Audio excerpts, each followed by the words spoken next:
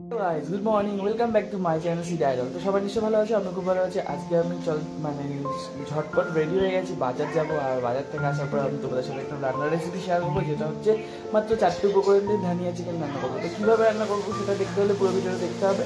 তো আমি বেশি বক করবো না, চলে যাবো এখন বাজার, দেন চলে আসবো রান্নাঘরে রান্না করতে। সেটাই তোমাদের সাথে শেয়ার করতে চলেছি। চলো পুরো ভিডিওটা দেখতে থাকো, আশা করি তোমাদের ভালো লাগবে। তো চলো, বেরিয়ে পড়লাম বাজারে। এখন আমি আমাদের গলিতে আসি। তো চলো সোজাসুজি বাজারে গিয়ে দেখা হচ্ছে, আর বাজারে কি বাজার করবো সেটা দেখতে হবে। ভিডিওটা দেখতে থাকো। গাইস বাজার থেকে তো আমি চলে এসেছি, কিন্তু আজকে বাজারের ভিডিও করা হয়নি, কারণ এত ভিড় ছিল বাজারে।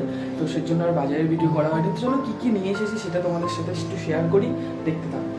তো ফাইনালি আমি এখানে সব রান্না রেডি করে রেখে, ট্যাংরা মাছ ছিল, আর এখানে 500 গ্রাম মতন চিকেন ছিল, এগুলোকে ধুয়ে ফ্রেশ করে রেখেছি। আর এখানে বেগুন আর আলু কেটে রেখেছি, ট্যাংরা মাছ দিয়ে করবো। এখানে আদা আর কাঁচা লঙ্কা কাটা। তো মাছ রান্না করতে গেলে সবার ফার্স্টে যেটা করবো সেটা হচ্ছে গরম কড়াইতে তেল দিয়ে দিয়েছি। তেলটা গরম হলো, এবার আমাদের লবণ দিলাম যাতে মাছটা না ফোটে। আর ট্যাংরা মাছগুলোকে ভেজে নেবো, কারণ ট্যাংরা মাছ তেলে দিলে এমনিই ফাটে, তার জন্য আমি একটু লবণ দিয়ে নিয়েছিলাম। দেন এগুলোকে ভেজে তুলে নিলাম। তারপর যেটা করবো, তো সেই মাছ ভাজার তেলের মধ্যে আমি দিয়ে দিলাম জিরা ফোড়ন, আর একটু কাঁচা লঙ্কা আর আদা যেটা গ্রেট করে রেখেছিলাম সেটা দিয়ে দিলাম। এটা দিয়ে বেশ ভালো করে নাড়িয়ে চাড়িয়ে আর কি নেবো। জাস্ট মাছটা একদম সিম্পলি ভাবে স্বাভাবিকভাবে রান্না করছি। তো যেহেতু মশলাটা আমার কষে গেছে, এর মধ্যে দিয়ে দিলাম বেগুন আর আলু। এগুলোকে দিয়ে একটু বেশ ভালো করে কিছুক্ষণ নাড়বো, নেড়ে একটু জল দিয়ে দেবো। তো নাড়ার পরে একটু ঢেকেও দিয়েছিলাম, ঢেকে দেওয়ার পরে গলে গেছিলো। দেন তারপর জল দিয়ে দিয়েছিলাম, জল দিয়ে আবার ঢেকে দিয়েছিলাম। তারপর দেখলাম ঢাকনাটা তুলে যে মাছের তরকারিগুলো মোটামুটি সিদ্ধ হয়ে গেছে। তারপর দিয়ে দিলাম এর মধ্যে মাছ। এবার মাছটা দিয়ে বেশ খানিকক্ষণ ধরে ফোটালাম। দেন আমার মাছটা রান্না রেডি। তো দেখতেই পাচ্ছ কি সহজভাবে মাছটা রান্না করলাম, একদম অল্প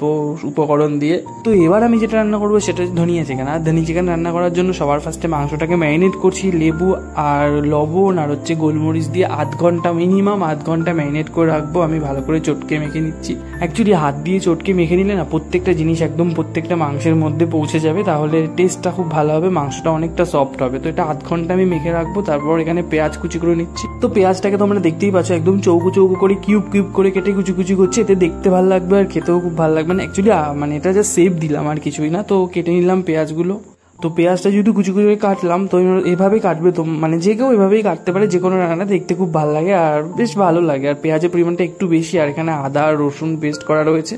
আর এবার আমি যেটা করবো সেটা হচ্ছে কাজু বাদামের পেস্ট। তো আদা রসুনটা আলাদা পেস্ট করে নিলাম, দেন কাজু বাদামটাকে পেস্ট করলাম। তো কাজু বাদামটা পেস্ট করে এটার মধ্যে দিয়ে দিলাম, রেখে দিলাম। তারপরে এর মধ্যে ধনে পাতা আর কাঁচা লঙ্কা পেস্ট করবো। তো ধনে পাতা আর কাঁচা লঙ্কা পুরোটাই মাংসের পরিমাণ বুঝে এটা পেস্ট করতে হবে। তো এটা মোটামুটি আমি পেস্ট করে নিলাম। এবার চলো রান্নাটা শুরু করা যাক। তো গরম করেছি তেলের মধ্যে দিয়ে দিলাম পেঁয়াজ কুচি। তো গরম তেলের মধ্যে দিয়ে দিলাম পেঁয়াজগুলো কুচি। আর পেঁয়াজগুলো হালকা লালচে হয়ে গেলে এর মধ্যে দিয়ে দিলাম আদা রসুনের পেস্টটা। তো সেটা দিয়ে বেশ খানিকক্ষণ ধরে কষাবো। এটা তেলটা ছেড়ে দিলে তারপরে ধুয়ে রাখা ম্যারিনেট করা মাংসগুলো এর মধ্যে দিয়ে দেবো।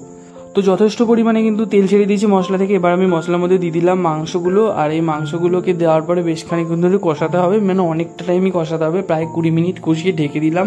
ঢাকার পরে মাংস থেকে বেশ খানিকটা জল বেরিয়েছে, আর এই জলের মাধ্যমেই মাংসটা মোটামুটি সিদ্ধ হয়ে যাবে, পুরো সুসিদ্ধ হয়ে গেছে। দিনের মধ্যে দিয়ে দিলাম ধনেপাতা আর কাঁচা লঙ্কার পেস্টটা, দিলে আমার মাংসটা রেডি।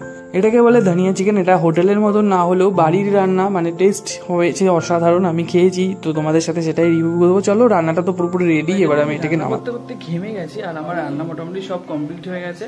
আমি খাওয়ার সময় তোমাদের সাথে একটু শেয়ার করব যে কেমন খেতে হয়েছে জাস্ট ধনিয়া চিকেনটা।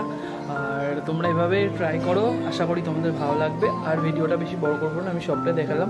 আমার ওখানে মাছও হয়ে গেছে, আর ওখানে ধনিয়া চিকেনটাও হয়ে গেছে। এবার একদম দেখা হবে সেই খাওয়ার সময়।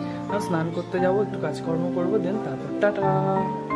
এখানে তোমার রয়েছে প্লেন রাইস, এখানে রয়েছে ফ্রাইড রাইস, এখানে একটু পেঁয়াজ স্যালাড, আর এখানে আছে মাছ, আর এখানে আছে এটাকে বলে ধনিয়া চিকেন। তো চলো খাওয়ার শুরু করা যাক।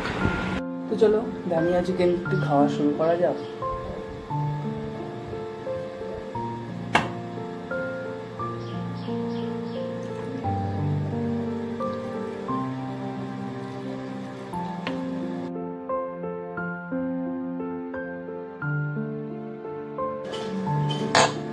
দারুণ হয়েছে, তোমরা এমনি ট্রাই করো, ভালো লাগবে খেতে।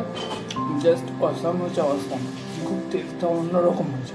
যদি তোমার একটু ভালো লাগে তো প্লিজ লাইক সাবস্ক্রাইব ফলো বাটনটা প্রেস করো। আর এরকম রেসিপি খেতে ধনিয়া চিকেন জাস্ট অসাম লাগবে। চলো টাটা, লেটস গো, নতুন একটা ভিডিও নিয়ে আবার তোমাদের সাথে হবে। আমি বলে ভিডিও এখানে স্টার্ট করছি।